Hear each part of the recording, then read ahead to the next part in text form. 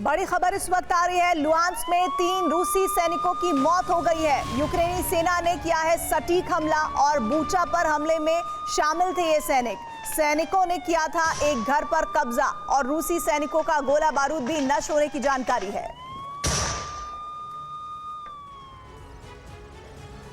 Caspian सागर रूस का सबसे सुरक्षित हथियार रूट है। जंग शुरू होने के बाद से समंदर के इसी रास्ते से हथियार ईरान से रूस पहुंचते हैं, लेकिन अब यूक्रेन ने रूस के इस हथियार रूट पर भी हमले शुरू कर दिए हैं।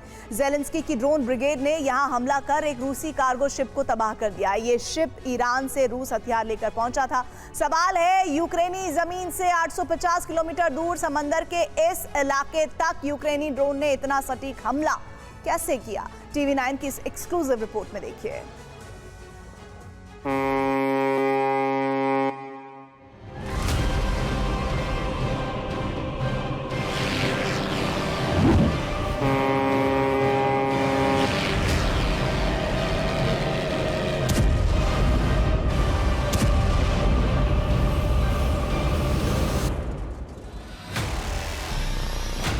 यूक्रेनी राष्ट्रपति ने रूस का सबसे सुरक्षित हथियार रूट भेज दिया है। वो हथियार रूट जिससे अभी तक सैकड़ों टन बारूद रूस पहुंचा। अब उसी हथियार रूट को यूक्रेन ने न सिर्फ डिकोड कर लिया है, बल्कि रूसी राष्ट्रपति को समंदर में बड़ी चोट दी है।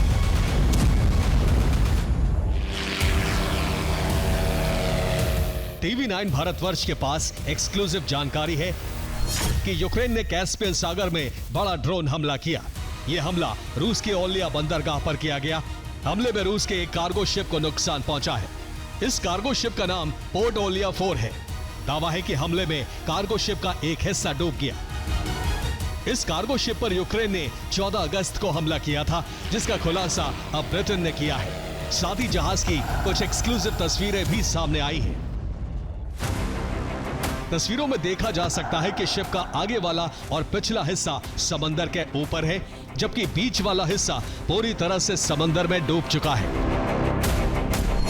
इसे कैस्पियन सागर में यूक्रेन का अब तक का सबसे बड़ा हमला माना जा रहा है, क्योंकि यूक्रेन जंग शुरू होने के बाद कई बार ओलियोपोर्ट पर हमले कर चुका है, लेकिन ऐसा पहली बार है जब उसके ड्रोन अटैक ने रूसी जहाज को जबरदस्त नुकसान पहुंचाया है।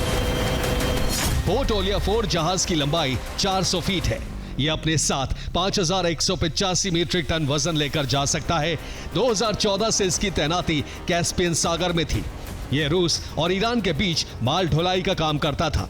दावा है कि 2022 के बाद इस शिप के जरिए ईरान से रूस हथियार ट्रांसफर होते थे। हमले के वक्त भी यह शिप ईरान से हथियार और ड्रोन लेकर पहुंचा था। ओलिया पोर्ट से इन ड्रोन और हथियारों को रूसी सेना के लिए वॉर ग्राउंड में पहुंचाया जाता, लेकिन इससे पहले ही यूक्रेन ने शिप को समंदर में डुबो दिया।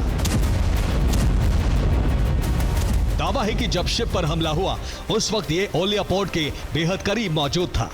हमले के बाद रूस ने दूसरे कार्गो शिप के जरिए बचे हुए हथियारों को निकाला, जिसकी पुष्टि सैटेलाइट तस्वीरें भी करती हैं। ये सैटेलाइट तस्वीरें हमले के ठीक बाद ली गई। सैटेलाइट तस्वीरों में समंदर के ऊपर नजर आ रहा ये शिप का अगला और पीछे वाला हिस्सा है। वहीं शिप का बीच वाला हिस्सा समंदर में समा चुका है। शिप के पास में एक दूसरा कार्गो शिप और क्रेन नजर आ रही है। दावा है कि क्रेन के जरिए हथियारों को दूसरे कार्गो शिप में शिफ्ट किया जा रहा है। रूस का कार्गो शिप हथियार लेकर ईरान के अमीराबाद बंदरगाह से चला था, जिसके बाद ये कैस्पियन सागर से होते हुए रूस के ओलिया बंदरगाह पहुंचा। ओलिया बंदरगाह के पास पहुंचते ही एक यूक्रेनी ड्रोन इस शिप से टकराया, जिसके बाद शिप के एक बड़े हिस्से में आग लग गई।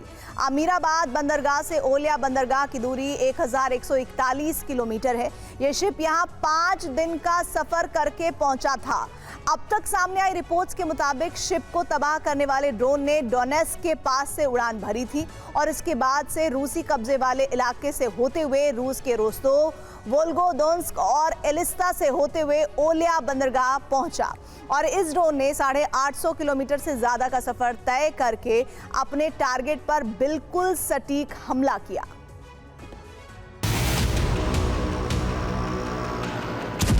यूक्रेन सिर्फ कैस्पियन सागर में तबाही नहीं मचा रहा, बल्कि उसके टारगेट पर ब्लैक सी से सटे रूसी शहर और सैन्य अड्डे भी हैं।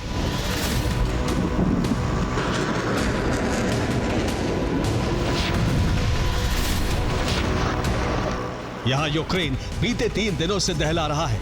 उसके प्राइमरी टारगेट पर क्रीमिया है।